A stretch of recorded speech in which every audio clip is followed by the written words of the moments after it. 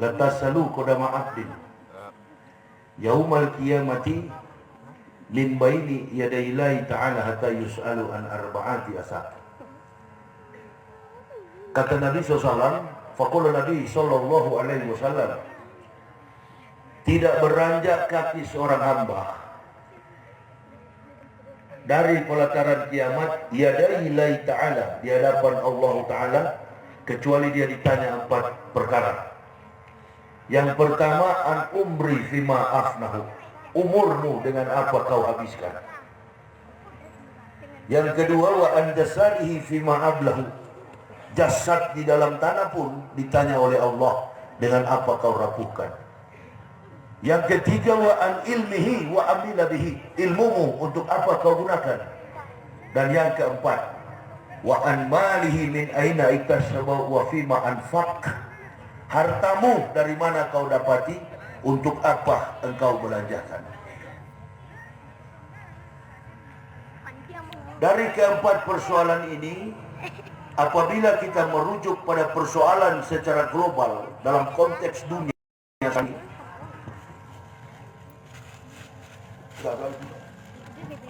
sampai kepada kehidupan dalam konteks politik yang ada di Indonesia,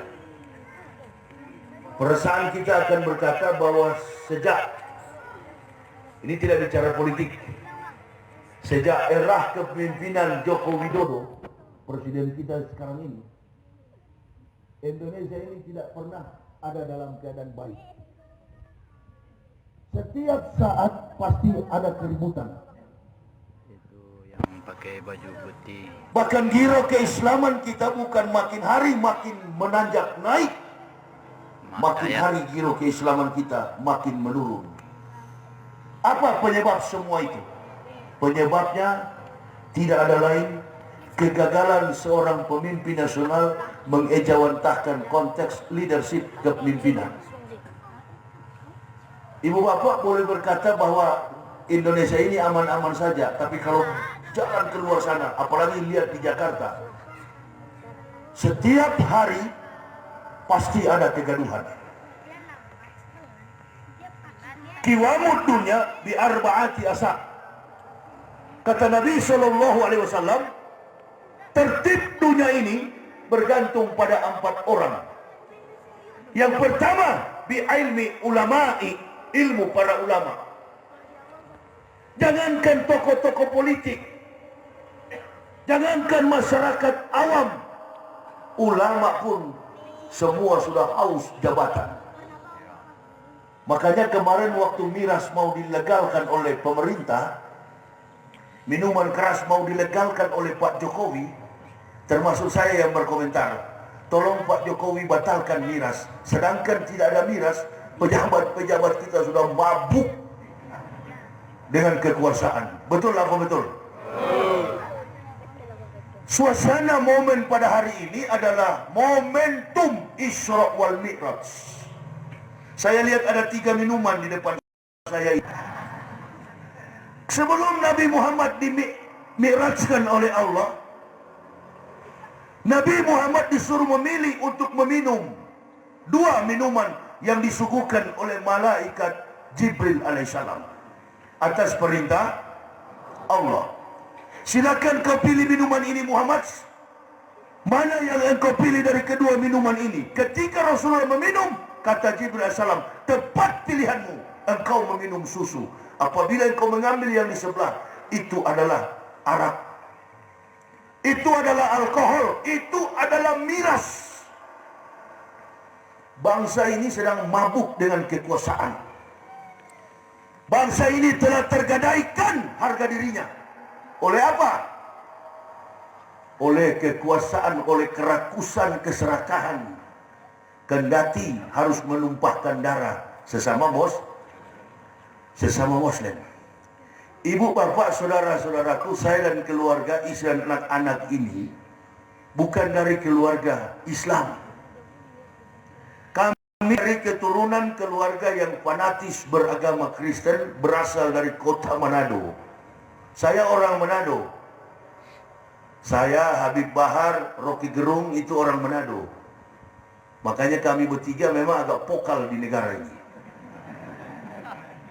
Dan kami tidak pernah mengandalkan umat dalam menuntun kebenaran ini. Kata seorang sufi, kalau ada 1000 pejuang, saya satu di dalamnya. Kalau tinggal 100 pejuang, saya pun ada di dalamnya. Apabila tinggal 10, aku tetap di dalamnya. Jikalaupun tinggal 1, akulah orangnya. Allahu Akbar. Ada kan yang bicara, ibu bapak sebelum saya kesini kan banyak tuh media sosial memberitahukan Ustadz Yahya kena COVID, mohon doa goib. Siapa yang tiup-tiup begini? Siapa yang suka tiup begitu? Siapa yang suka fitnah? Kafir dan munafik. Ada juga satu yang lebih bahaya, komunis.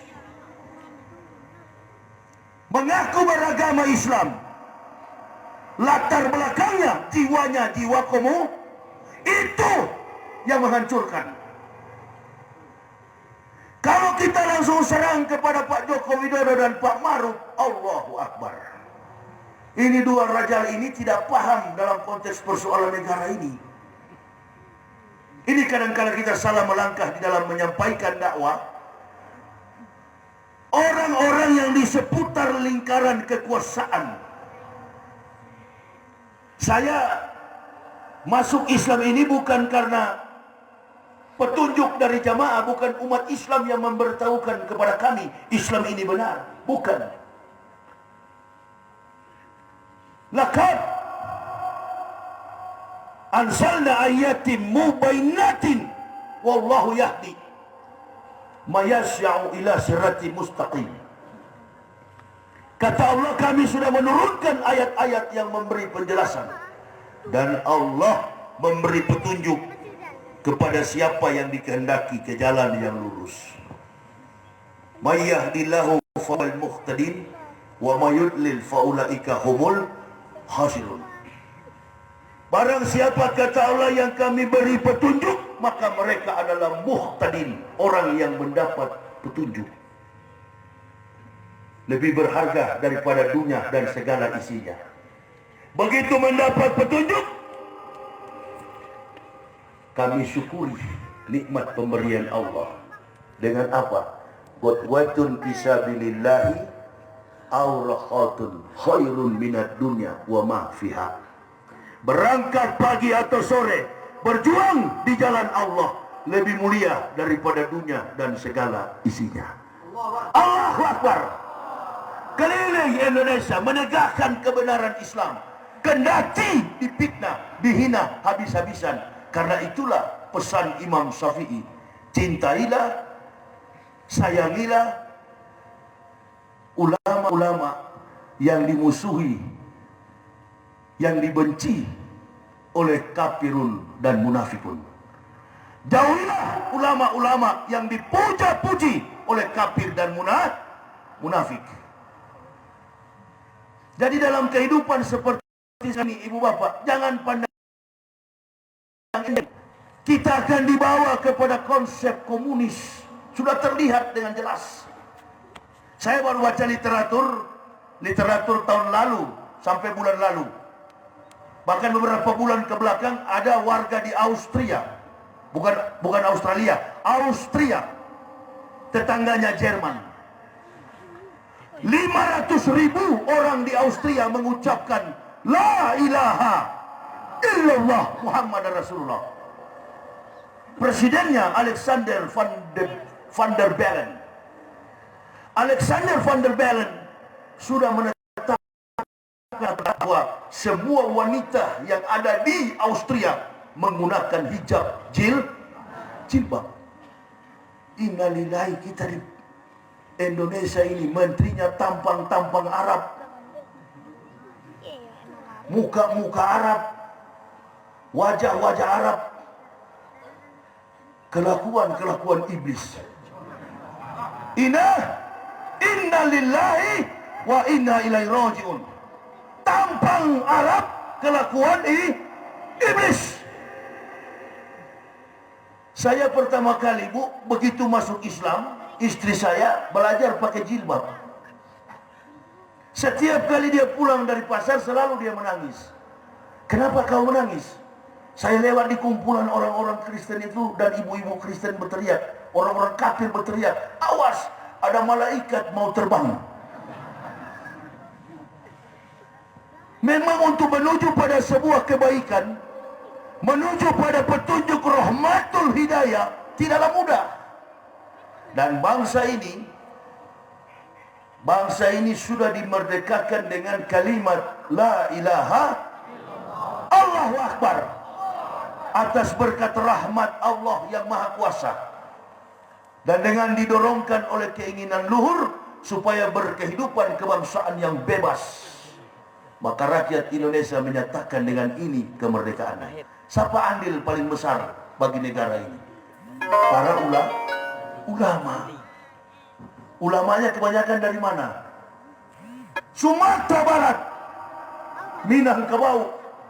80% tokoh-tokoh bangsa, para pahlawan nasional Negara Kesatuan Republik Indonesia berdarah Minangkabau. Salah satunya pahlawan tersebut ada di tempat kami di Manado. Tuanku Imam Bonjol. Di tempat saya, kuburan beliau dibuang oleh Belanda ke sana. Mengerikan sekali keadaan sekarang ini. Saya begitu masuk Islam, saya ajarkan anak istri saya, kalian dengar bahwa kita bukan lagi beragama Kristen. Kita sudah beragama Islam. Segala sesuatu yang kita dapatkan dalam hidup ini cuma karena ridha Allah. Tidak ada lagi kemampuan pikiran tenaga kita. Apapun yang kita kerjakan, jika Allah tidak berkehendak, maka tidak ada arti apa-apa. Hanya satu yang saya pesankan kepada anak istri saya. Yang pertama, jangan pernah tinggalkan sholat 5 waktu. Afdolul a'malu as-sholatu khamsu. Amal yang paling utama adalah sholat 5 waktu. Suasana saat ini adalah suasana Isra Mi'raj. Kemarin tanggal merah. Tanggal 11 kemarin tanggal merah. Tanggal merah karena kenapa? Memperingati Isra wal Mi'raj. 3 tokoh sentral yang menjadi pembicaraan dalam Isra wal Mi'raj. Yang pertama adalah Abu Jahal. Yang kedua adalah Abu Bakar. Dan tokoh sentral yang paling penting dalam Isra wal Mi'raj, Nabi kita Muhammad Sallallahu Alaihi Wasallam. Abu Jahal datang di pagi-pagi buta dan bertanya kepada Rasulullah, Muhammad, apa betul tadi malam ente dari Palestina mi'ilal Masjidil Aqsa? Kata Nabi Muhammad, betul Abu Jahal. Mana mungkin Muhammad, dongeng cerita bohong apa yang engkau buat? Nenek moyang kami menempuh perjalanan dari Mekah menuju ke Palestina, memakan waktu 40 hari 40 malam. Bagaimana mungkin ente tadi malam dari sana minnal lailah, hanya dalam separuh malam sudah tiba di sini? Kata Rasulullah, benar, saya di rumah Ummu Hani ba'da Isa dijemput oleh malaikat Jibril dengan menunggangi buraq, kecepatannya secepat kilat. Allahu Akbar. Jadi kamu betul-betul ini Muhammad dari Mekah menuju ke Palestina? Betul. Wallahi, kebetulan ada Abu Bakar di situ. Abu Jahal katakan begini, apa kamu percaya sahabatmu Muhammad Abu Bakar? Abu Bakar berkata, Abu Bakar menjawab, jangankan yang begini, lebih spektakuler, lebih dahsyat, lebih ajaib, saya percaya. Pada hari itulah Abu Bakar diberi gelar As-Siddiq, jujur. Kalau mau berteman dengan Nabi Muhammad, jujur. Kalau mau berteman dengan Islam, jujur. Ini pejabat-pejabat kita, innalillahi, demi jabatan, bahkan ada beberapa kiai, Allahu Akbar, sudah menduduki jabatan duniawi. Mengerikan sekali situasinya. Kami tidak percaya Muhammad. Kalau betul, coba angkat kakimu sebelah kanan. Rasulullah angkat. Sebelah kiri, kata Rasulullah, kalau dua-dua saya angkat, saya jatuh. Setiap teori dalam kitabullah Al-Quranul Karim menyimpan fakta-fakta sains. Karena Nabi yang membawa ilmu pengetahuan ke dalam dunia ini adalah Rasulullah Muhammad Sallallahu Alaihi Wasallam. Kenapa harus jatuh? Karena Nabi Muhammad tahu bahwa semua benda dan makhluk dari atas akan turun ke bawah karena ada kekuatan gaya gravitasi. Mana mungkin amat begitu cepat, hanya separuh malam. Kalau separuh malam berapa jam? 6 jam.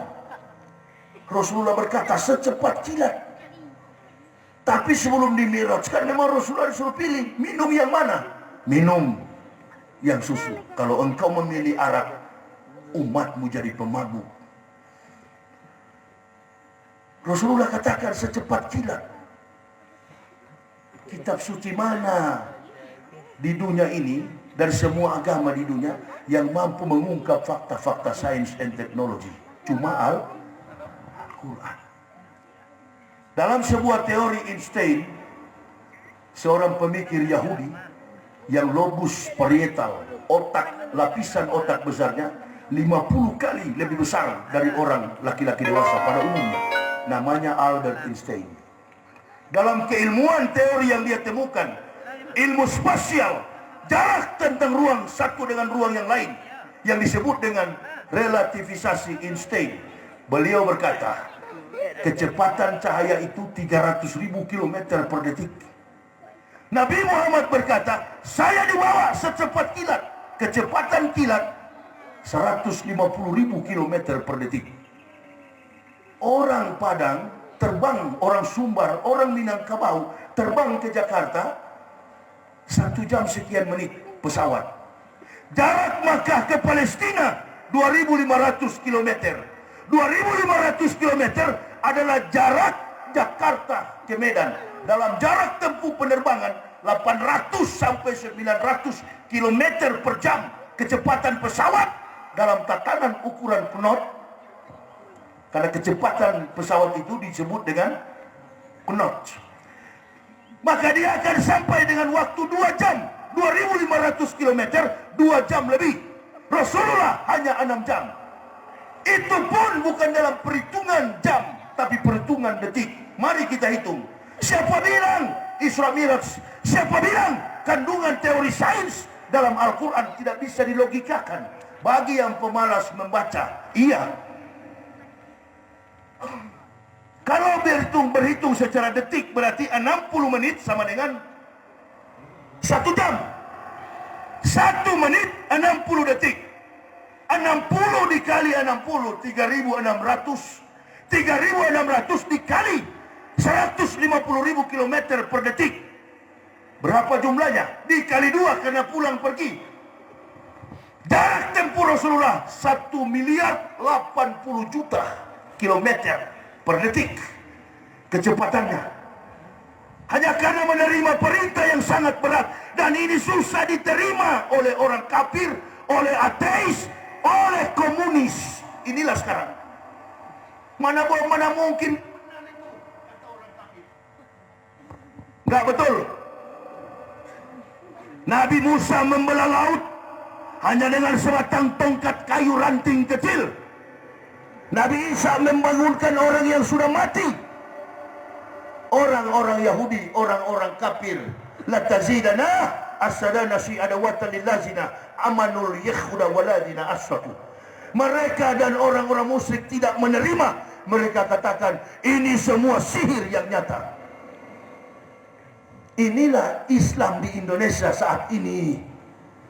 Satu persatu semua ulama disimpan, disikat. Saya sudah bilang, video saya sudah beredar. Ustadz-ustadz yang lain, insya Allah kalau ditangkap pasrah. Ada yang pasrah, insya Allah, insya Allah. Ada ustadz-ustadz yang ditangkap pasrah. Ada ustadz Buya ada Habib yang ditangkap pasrah karena sayang kepada umat. Insya Allah ada ustaz yang ditangkap, dipaksakan untuk ditangkap, baku hantam, baku mati, sampai mati di tempat. Insya Allah, Allahu Akbar. Ada nanti, coba-coba saja. Selagi kami benar, selagi kami lurus, perjuangan kami tidak bertentangan dengan hukum negara, apalagi hukum-hukum Allah. Jangan coba-coba. Jangan coba-coba. Kami tidak pernah mengandalkan makhluk. Ini pekerjaan mulia. Ngapain saya sampai 15 tahun, hampir 15 tahun berdakwah? 11 Oktober 2006, 18 Ramadan 1442 Hijriah, saya, istri, anak-anak mengucapkan 2 kalimat syahadat. Sampai hari ini kami tidak pernah berhenti menegakkan Islam. Di tengah fitnah, di tengah hinaan, di tengah ancaman, tidak ada selangkah pun kami menyerah. Sekali layar terkembang, pantang surut. Allahu Akbar. Lebih baik mati berkalang tanah daripada hidup bercermin bangkai. Kemana-mana orang bilang munafik padahal pakai sorban. Kemana-mana orang bilang munafik padahal ulama. Jadi mengenakan jubah ulama, memakai jubah ulama, cuma mulut. Ada yang mengucapkan di televisi, di media sosial, tidak gampang jadi ulama. Syaratnya A, B, C, D, E, F. Syarat ulama cuma satu. Apa? Jujur. As-Siddiq ditanya, Abu Bakar ditanya, kau percaya Abu Bakar? Lebih daripada ini, lebih spektakuler, lebih dahsyat, aku percaya. Itu ulama. Kalau ulama jilat sana jilat sini, bukan ulama, ulami, mami. Allahu Akbar. Ulama itu orang yang menyampaikan bi'ilmi ulama, menertibkan dunia ilmu para ulama, bi'ilmi ulama. Mengapa? Kalau ilmu tidak sampai kepada umat, kata Nabi, lahalaka jahilun, celakalah orang-orang bodoh. Persoalan ini kan tidak boleh kita sikapi dengan lalu semua kita diam, tiarap, seolah-olah takut dengan keadaan. Apanya yang ditakuti? Ini bukan masalah virus, bukan persoalan COVID. Virus yang paling bahaya itu adalah cinta dunia, takut mati. Hubud dunia, rasukuli hotiat. Cinta kepada dunia, akar dari semua kejahatan. Nggak peduli, mau satu agama, sama-sama Muslim, sikat, aniaya, tangkap, penjara, bunuh. Di dunia engkau lolos, akhirat tidak akan lolos. Bayangkan ini hukum di Indonesia. Sudah meninggal, sudah dianiaya, sudah dibunuh 6 pemuda FPI. Jadi tersangka. Allahu Akbar. Orang bilang begini, Ustaz Yahya, hati-hati Ustaz. Banyak yang ancam, coba. Umpamanya ada di sini nanti munafik. Coba aja, coba. Nggak pernah saya pakai pengawal, saya anti disopiri dan saya sudah 15 tahun. Dimanapun saya ceramah selalu saya bilang di masjid, ada munafik di sini, tunggu habis ceramah. Tabaku hantam di luar sana.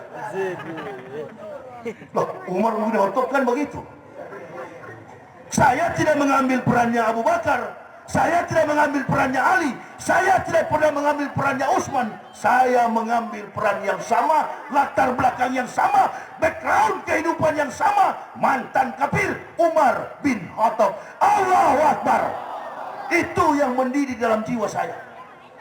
Kemana-mana itu yang saya bawa. Umar bin Khattab.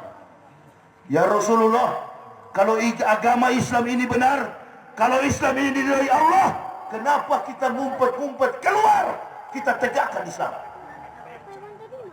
Saya ditelepon oleh kakanda saya, Tengku Zulkarnain. Dinda, iya Kanda. Coba dalam keadaan sekarang ini, tahan-tahan sedikit, jangan terlalu frontal. Masya Allah, saya bilang, kenapa Kanda ngomong? Kalau Kanda ngomong, saya tetap dengar. Tapi jangan harap saya mau berhenti, Kanda. Mohon maaf, Kanda, saya tidak akan berhenti. Diharap dulu sekarang, Dinda, kita cooling down. Nggak ada istilah cooling down. Saya punya buku diberikan oleh seorang sahabat, judulnya cuma satu kata, Umar. Karangan Dr. Haikal dari Mesir.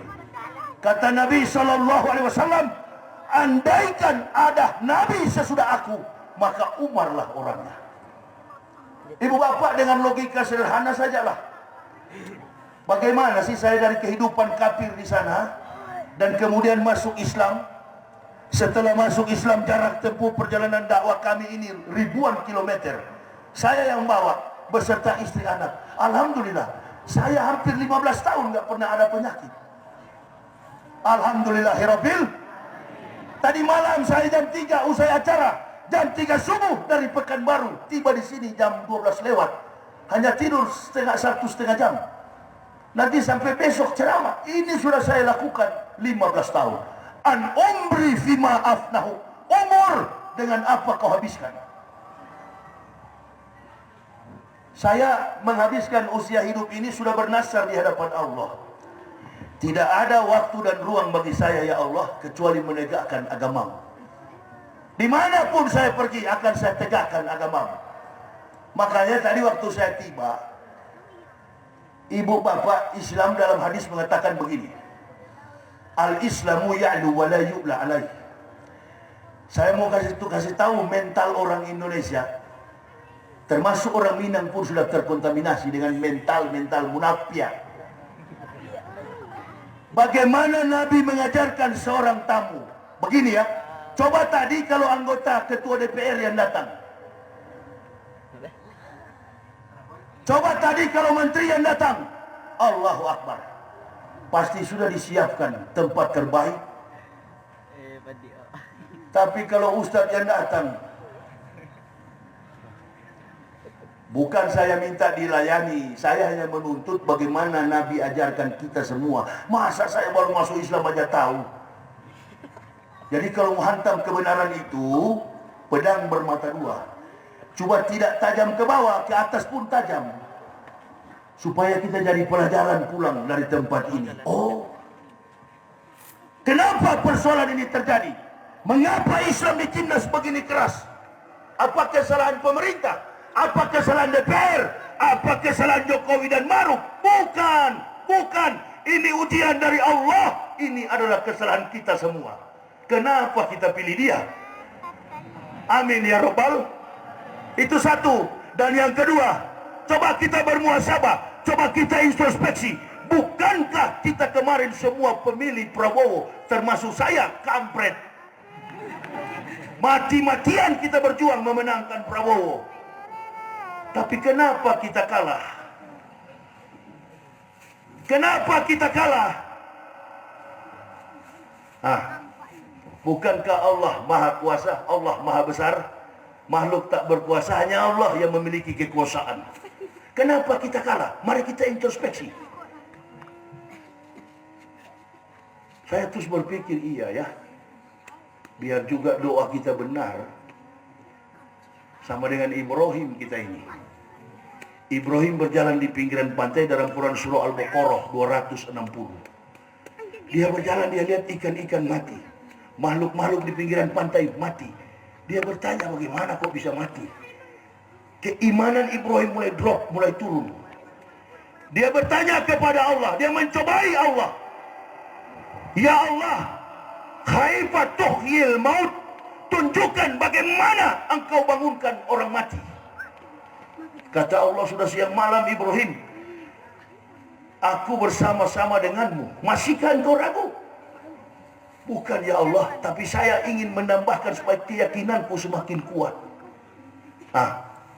Kata Allah, coba ambil 4 ekor burung, cincang dia, darahnya, bulunya, dagingnya, campur dalam satu belanga, letak burung itu dalam keadaan utuh. Apa konklusinya? Kenapa kita kalah? Karena kita berjuang kemarin membusungkan dada. Kita berjuang kemarin terlalu barang di dunia ini. Kita bukan malaikat. Maka lillahi ayata kisami waladin subhana isaqoda amran fa'ina ma yaqululahu kun. Sekali Allah katakan jadi, enggak batal. Kecewa yang kita terima. Jangan terlalu memandang lawan. Kita sudah sering lihat pertandingan di mana-mana, tinju, karateka, taekwondo dan lain sebagainya. Kalau di manusia satu, juara dunia sekalipun, kalau sudah ada kesombongan pasti jatuh. Ini. Tapi di satu sisi juga kita berpikir, kemungkinan kalau Prabowo jadi menurut Allah barangkali lebih buruk daripada ini.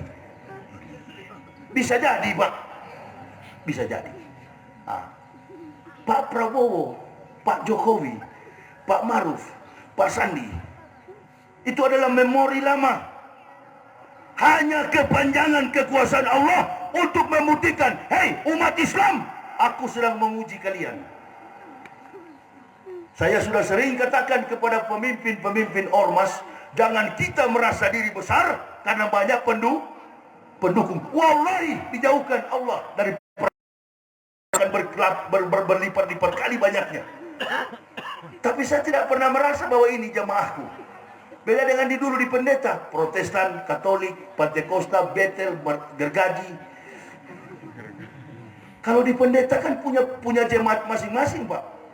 Protestan tidak boleh ke Katolik, Katolik tidak boleh ke Pantekosta, Pantekosta tidak boleh ke Betel, Betel tidak boleh ke Gergaji. Karena aturan kitab sucinya, ajarannya, dogmatikanya, liturgikanya, tata cara ibadahnya, hukum-hukum syar'i ibadahnya beda dengan umat Islam. Coba tanya orang Pantekosta, kau bisa pergi masuk gereja hari Minggu ke Katolik? Enggak bisa. Kenapa? Beda tata cara ibadahnya. Tuhannya sama Yesus, tapi kitab sucinya beda. Kita orang Islam sama. Saya tadi lewat di sana, masjid di bawah sawah itu. Pas masuk asar, Allahu Akbar, Allahu Akbar. Kok ajarnya sama dengan di Cibubur? Sama, Pak. Sama. Kalau di Kristen tidak. Begitu lonceng gereja bunyi, teng, teng, teng. Loncengnya pun beda. Pantekosta, Katolik beda.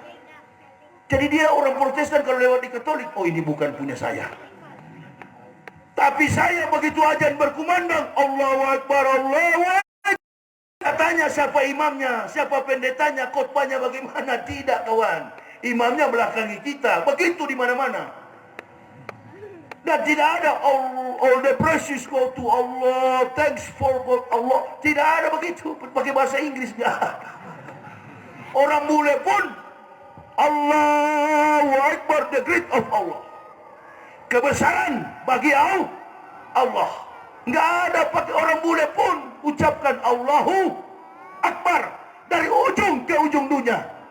Sama garis ketetapan ajarannya. Alhamdulillah. Hilladzi arsala rasulillah rahmatan lil, mempersatukan seluruh suku, kaum, bangsa dan bahasa Islam.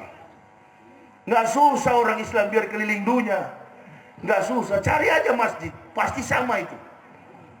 Apalagi yang kau ragukan kafir. Masuk Islam, jangan melawan sama kami. Kami menyampaikan kebenaran, kau dengar silakan, tidak kau dengar tetap kami sampaikan. Tetap kami sampaikan. Alhamdulillah, sudah ribuan di mana-mana kami mengislamkan orang. Udah ribuan. Muslim jadi kokoh. Itu tujuan dakwah saya dan keluarga. Muslim bertambah kokoh, kafir masuk Islam.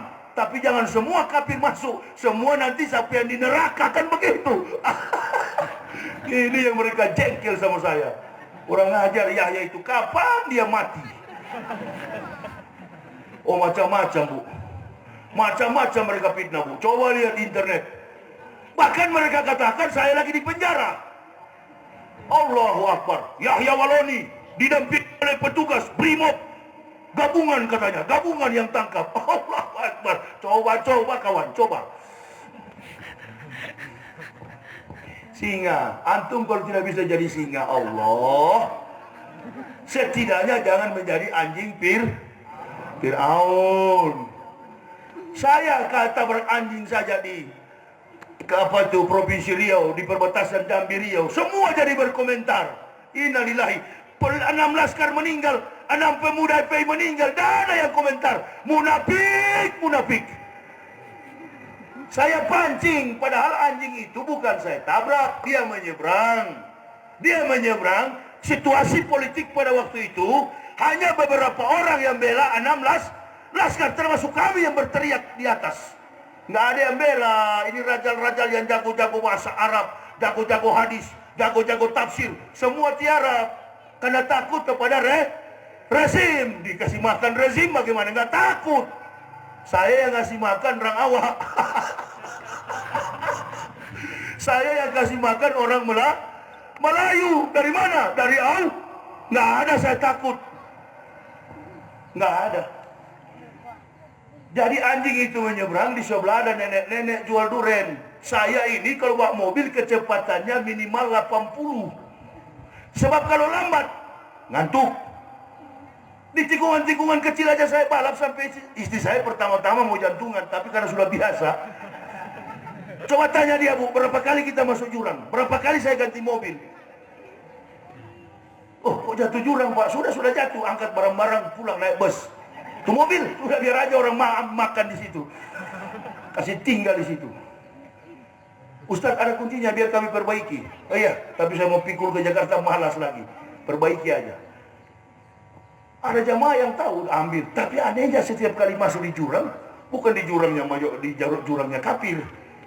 Jurang yang memang mayoritas Allahu Akbar, Allah tahu uji di sini dia, jangan di tempat kafir. Kalau di tempat kafir, kafir bilang, karena menyangkal Yesus.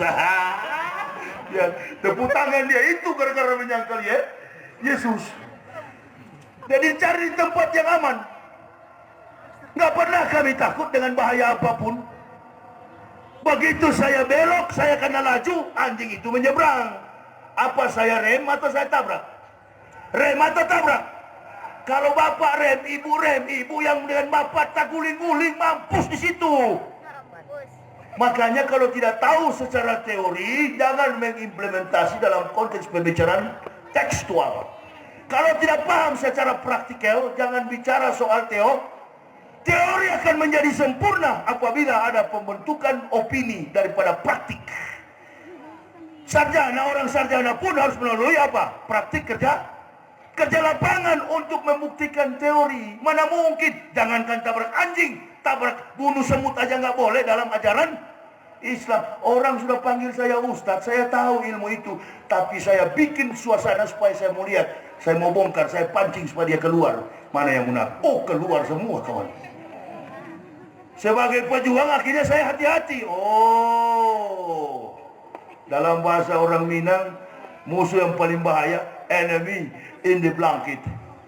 Musuh dalam selimut, tendang dari dalam, tikam dari dalam.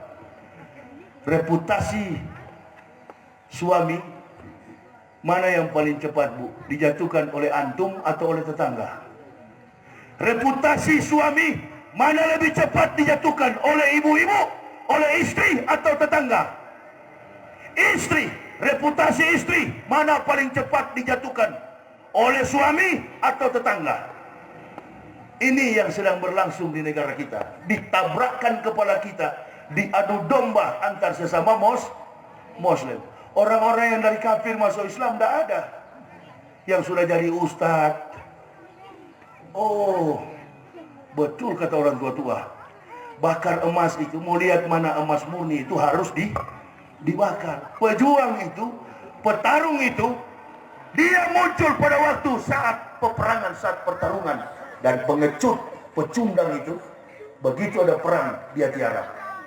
Nanti lihat ya kalau Indonesia sudah aman. 2024 Jokowi mulai turun, sudah turun. Mulai di masjid-masjid, bidah kafir kepada sesama Muslim. Ukuran jenggot beda, bidah. Ukuran kaki celana beda, kafir.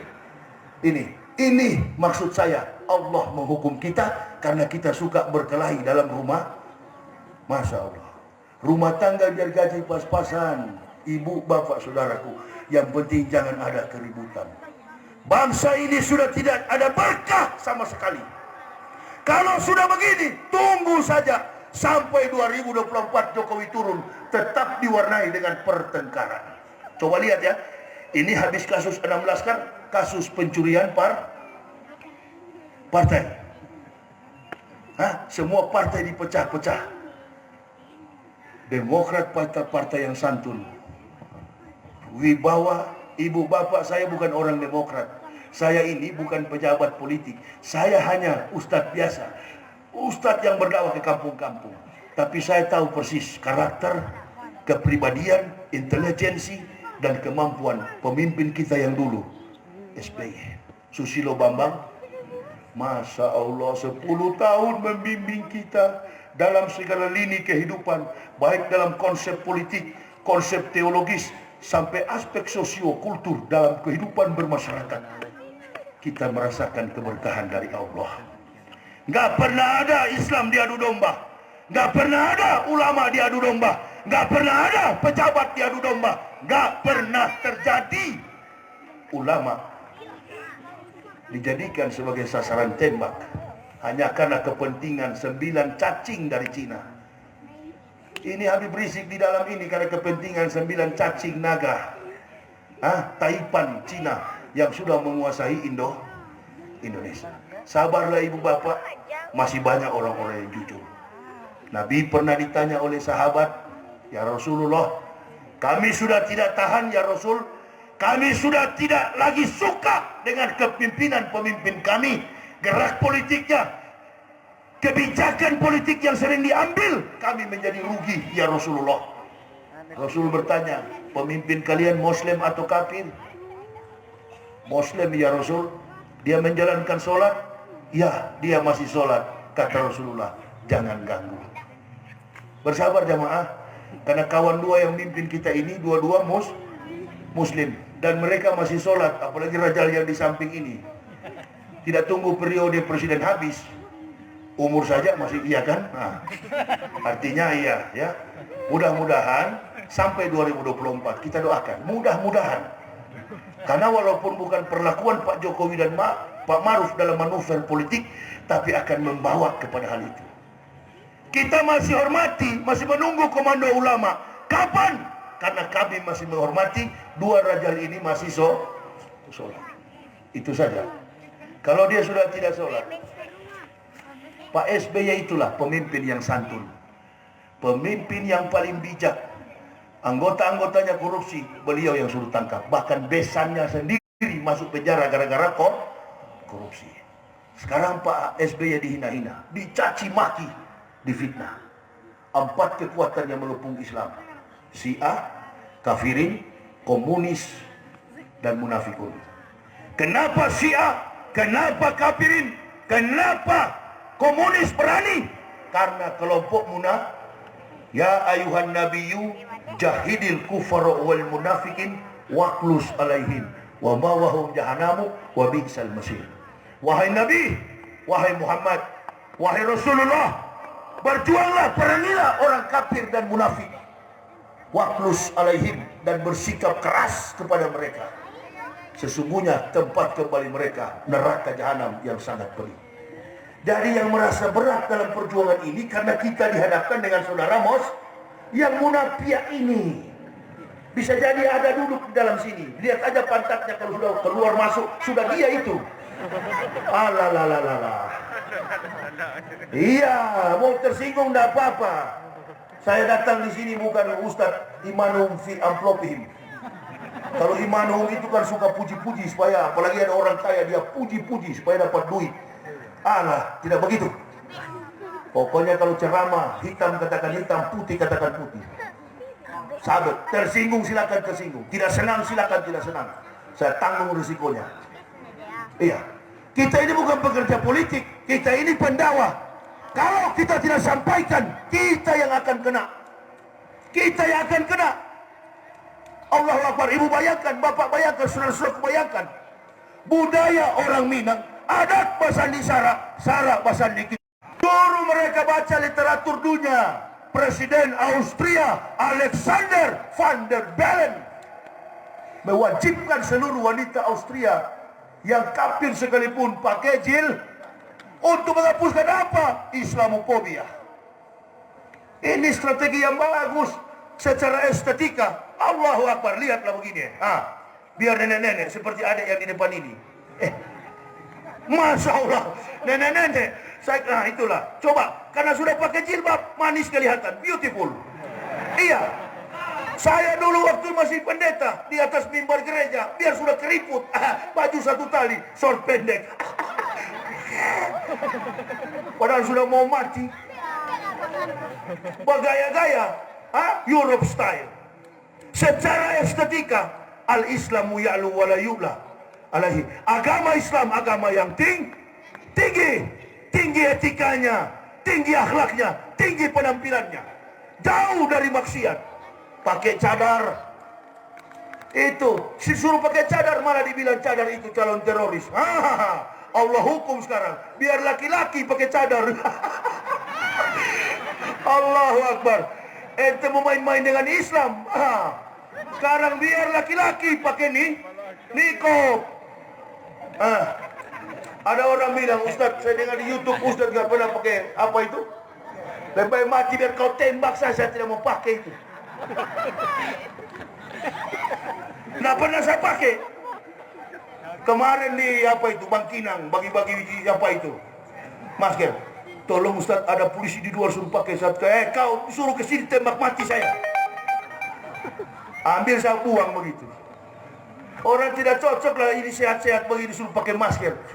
Kasih pakai masker sana itu yang penyakit, koruptor segala macam itu. Yang sudah mau mati, bila perlu maskernya taruh racun supaya cepat mati. Nggak ada itu. Ini kenapa? Ini ketakutan semua. 20% oksigen mau diserap oleh masker. Kalau antum penyakitan datang ke sini pilek, biar tidak ada isu virus, COVID. Mau COVID 10, COVID 200. Sampai ada imam di Jakarta mimpin sholat subuh, saya pikir sumbing.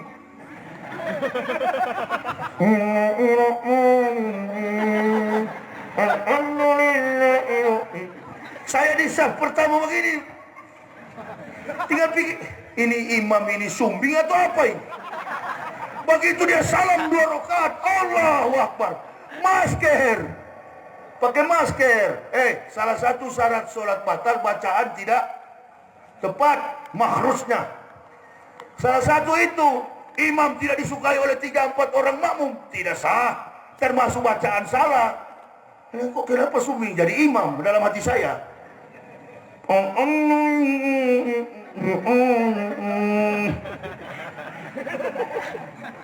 Begitu ceramah, itu kan saya kuliah subuh, ceramah subuh. Begitu ceramah, bukan ceramah, saya kucukil-cukil tuh imam. Kau ajar orang, menuntun orang dalam kebahagiaan surga, kau sendiri tidak taat. Bukalah dulu kawan. Apalagi tabligh akbar begini, nggak ada virus. Percaya, Pak Jokowi bikin kerumunan banyak tak pakai masker, nggak dipersoalkan. Betul apa betul? Habibana Rizik Syihab bikin maulud Nabi, langsung dipenjara, ditahan sampai sekarang. Innalillahi. Tunggu saja. Dipikirnya kalau Habib ditahan, yang lain mau berdiam. Ini lebih baik mati saya daripada tidak berdakwah, menyampaikan. Gatal mulut saya ini kalau tidak menyampaikan yang begitu. Kapan Ustaz saya kan bilang jangan cuma Habib ditangkap. Ada nggak di YouTube? Jangan cuma Habib, semua kami Ustaz ditangkap. Kenapa pilih-pilih? Tangkap semua, tempatkan kami di penjara, biar kami bikin pesantren di dalam. Begitu keluar jadi harimau, jadi singa. Apakah dikurung kami akan berubah jadi meong? Allahu Akbar. Justru keluar tambah jadi singa. Begini masuk ke penjara belum ada bulunya singa itu, begitu di penjara tambah banyak bulunya. Makin buas, telanku makan kalian. Tunggu sajalah, sesuatu ada masanya. Ikhtanim khamsan qabla khamsin. Ingat, gunakan 5 sebelum 5. Sababaka qabla haramik. Muda sebelum tua. Suklika qabla faragik. Keleluasanmu sebelum kesempitan. Ingat baik-baik, nanti turun Pak Jokowi Maruf. Ini munafik-munafik mau tinggal kemana kalian? Terutama yang saya ajak berkelahi sampai sekarang dia tidak jawab itu. Jangan banyak mulut kau, ditantang Ustaz Yahya Waloni, kata netizen. Dia suruh, itu tinggal di mana Pak kira-kira? Masih berani nggak tinggal di Indonesia? Abu Jongos, Abu Sandal, Abu Sapatu. Ada juga perempuan iblis yang satu itu. Tiap hari si iblis ini hanya mencaci maki, menghina, memfitnah-fitnah para ustadz dan tokoh-tokoh nasional yang berpengaruh. Kerjaannya begitu. Naik turun kantor polisi, naik turun Bareskrim, lapor.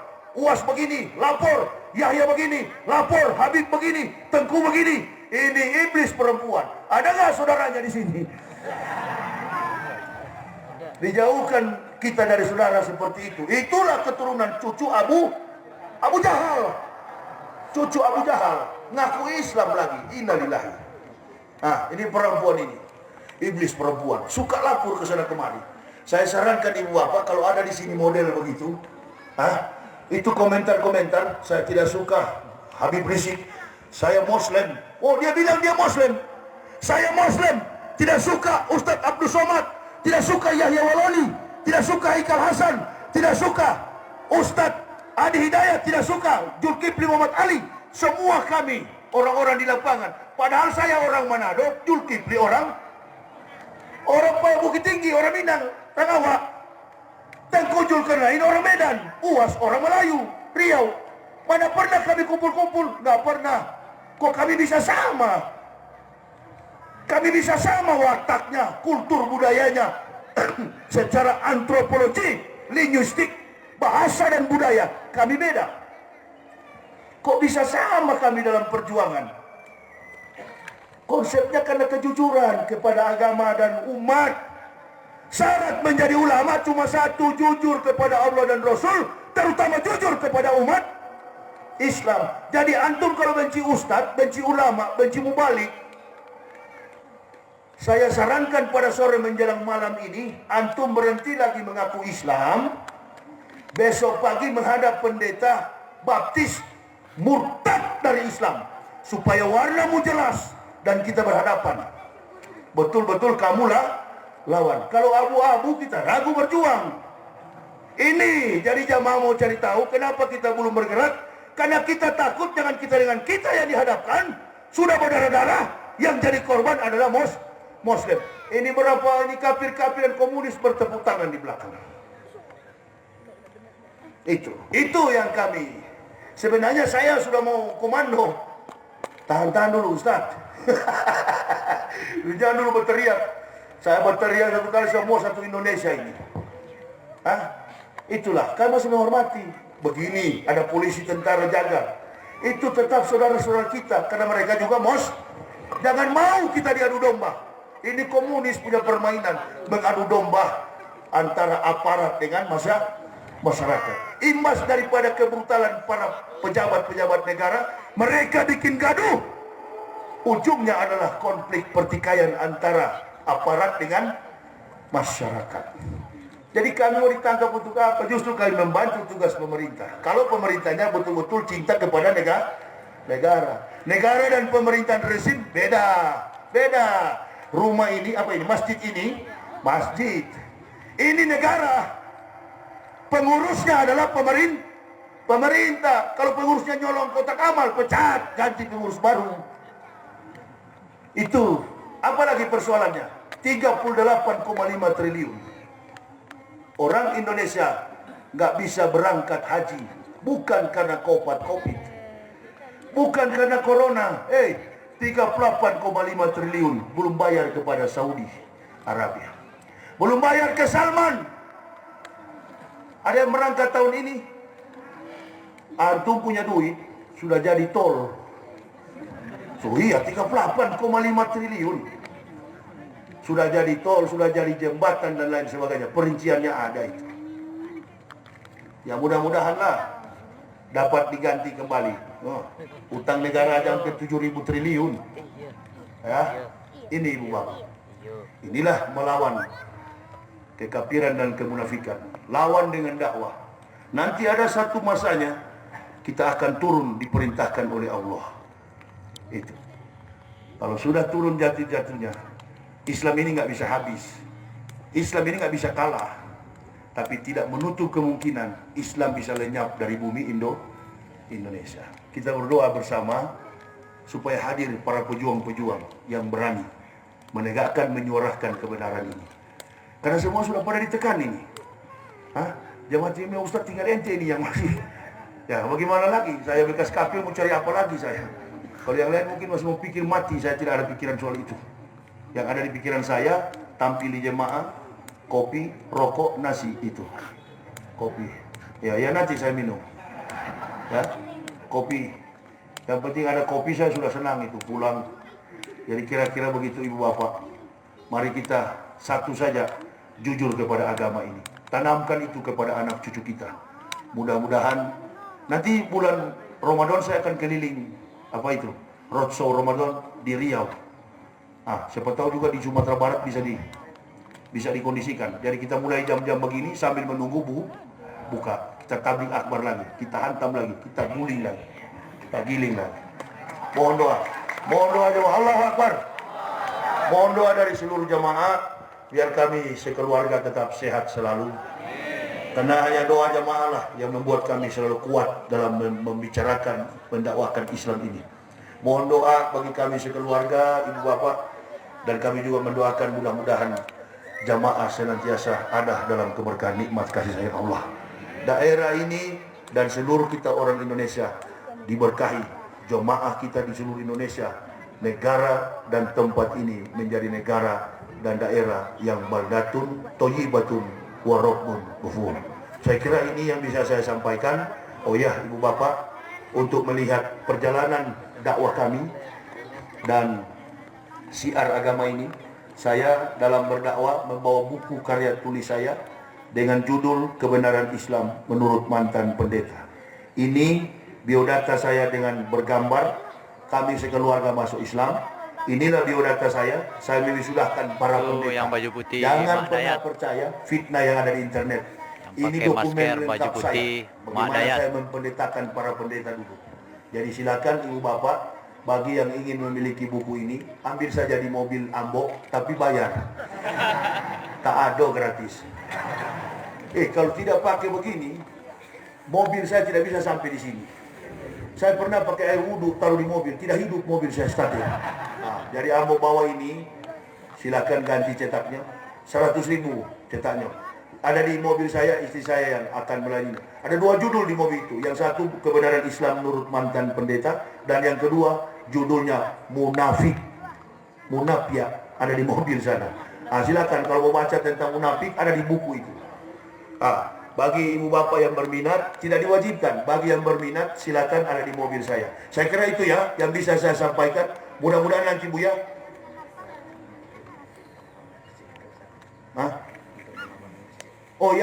Oh ya, ini ada kita pembangunan masjid ini ya. Masya Allah, kenapa perlu kasih tahu ya. Ini ada, jangan dulu pulang. Kita memberikan infak terbaik untuk pembangunan rumah Allah. Tadi nggak dikasih tahu. Kita jangan dulu pulang, kita berikan infak terbaik untuk pembangunan rumah Allah. Dan selanjutnya diserahkan kepada panitia. Mana panitianya? Silakan jalan kotak amalnya. Ya. Salatullah salamullah ala toha rasulillah salatullah salamullah ala yasin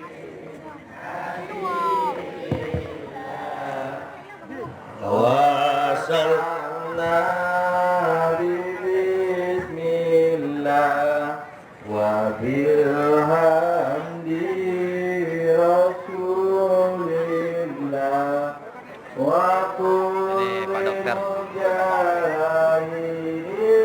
lillah fil badriyaul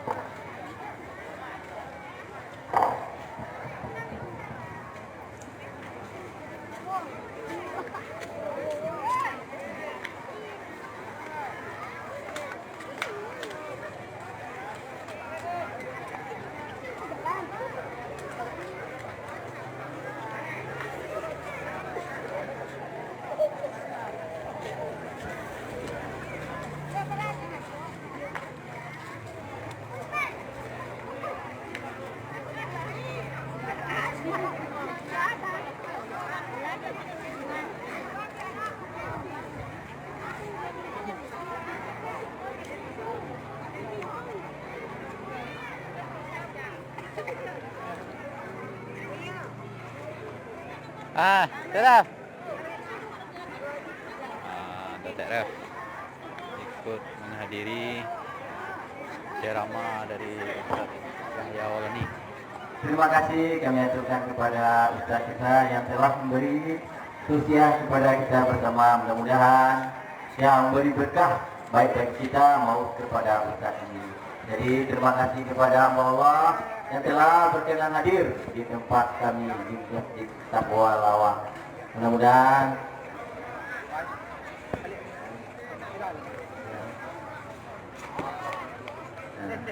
gitu. Ya, sebagai informasi bahwasanya besok jam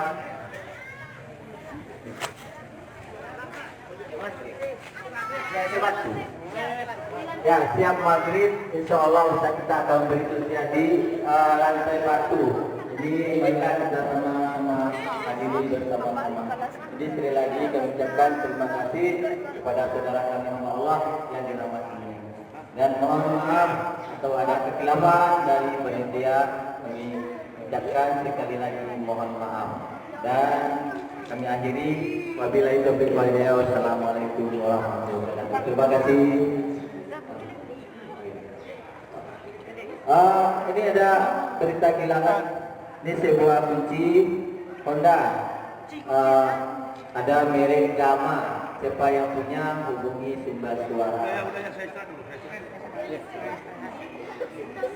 Pada saudara kami ada kehilangan kunci Honda, ya supaya dapat temui sumber suara. Dan juga terima kasih kepada hamba Allah yang telah berinfak dan bersedekah. Ya, jadi untuk kelanjutan pembangunan. Ya, mudah-mudahan infak sedekah yang kita dibalas Yang telah ikut hadir menonton pada sore hari ini. dan juga sekali lagi Terima kasih. Assalamualaikum warahmatullahi wabarakatuh.